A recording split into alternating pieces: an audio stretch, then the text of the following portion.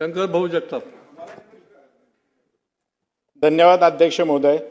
या लक्षवेधीच्या माध्यमातून मी मंत्री महोदयांना सांगू इच्छितो की पिंपरी चिंचवड महानगरपालिका किंवा त्याच्या आजूबाजूचं क्षेत्र असेल हे एकदम विकसित होत आहे. एका बाजूला MIDC आहे, एका बाजूला IT पार्क आहे आणि या परिस्थितीमध्ये आता महेशदादांनी सांगितलं की आता पिंपरी चिंचवडची लोकसंख्या जवळपास 35 लाखाच्या आसपास आहे आणि ती 2051 पर्यंत 93 लाखावर जाणार आहे.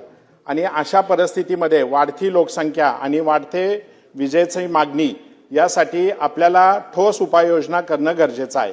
आणि या ठोस उपाययोजना करण्याच्या संदर्भात आम्ही RDSSच्या माध्यमातून जवळपास 350 कोटीचा आम्ही DPR हा महापारेषण आणि महावितरणकडे दिलेला आहे.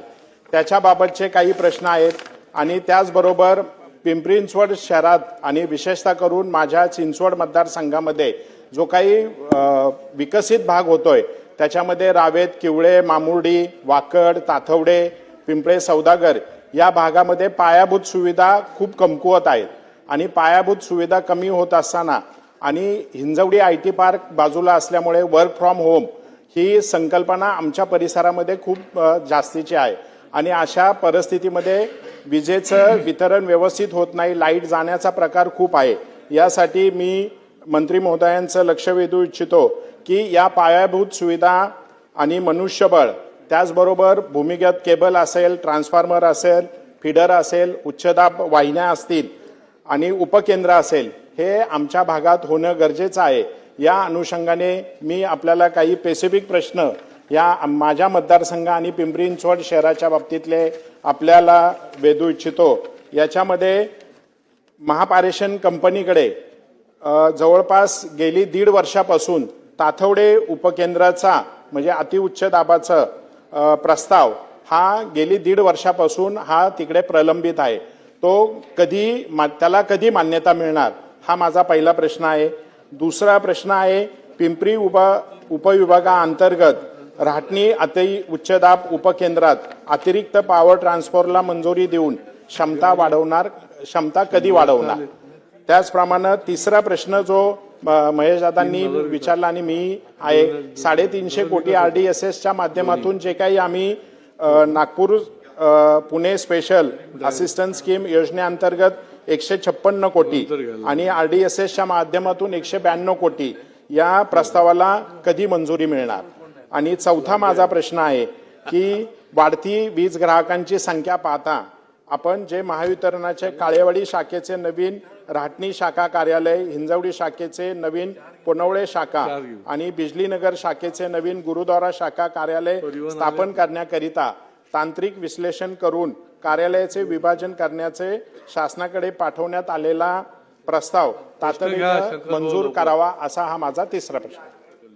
अध्यक्ष महोदय, या ठिकाणी सन्मान्य सदस्यांनी पिंपरी चिंचवड आणि परिसरातील ज्या नवीन सबस्टेशनची मागणी केली आहे RDSS मधून आपण पूर्ण पुणे ची वाढती लोकसंख्या, वाढती उद्योग व्यवसायाचा मागणी लक्षात घेता 1100 कोटी रुपयाचा प्रस्ताव तयार केलेला आहे. त्यातला 450 कोटी रुपयाचा हा पिंपरी चिंचवडचा आहे आणि आता ADBच्या प्रोग्राम मधून आपण त्याच्यातले टप्प्याटप्प्याने सर्व कामं घेत आहोत. NSC स्कीम मधून 308 कोटी रुपये आपण मंजूर केले होते आणि त्यातले 20 सबस्टेशन आणि 12 ॲडिशनल पॉवर ट्रान्सफॉर्मर्स आपण मान्य केलेले आहेत आणि ते पण टप्प्याटप्प्याने कामं पूर्ण होत आहेत.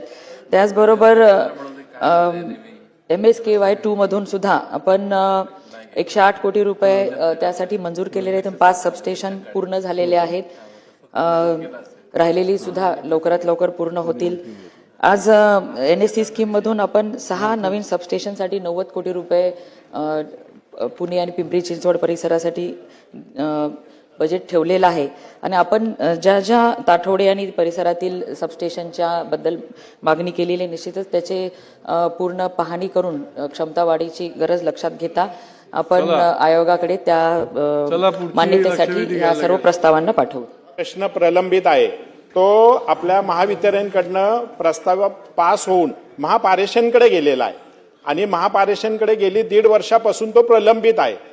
याच्यावर आपण कठोर कारवाई किंवा जास्तीचं तुम्ही लक्ष देऊन तो बैठक घेणार लवकरात आहेत लवकर ना. प्रस्ताव पास बैठक कसा घेणार आहेत पास मंत्री करता महोदय. येईल किंवा काय होईल याच्याबाबतचं उत्तर अपेक्षित आहे.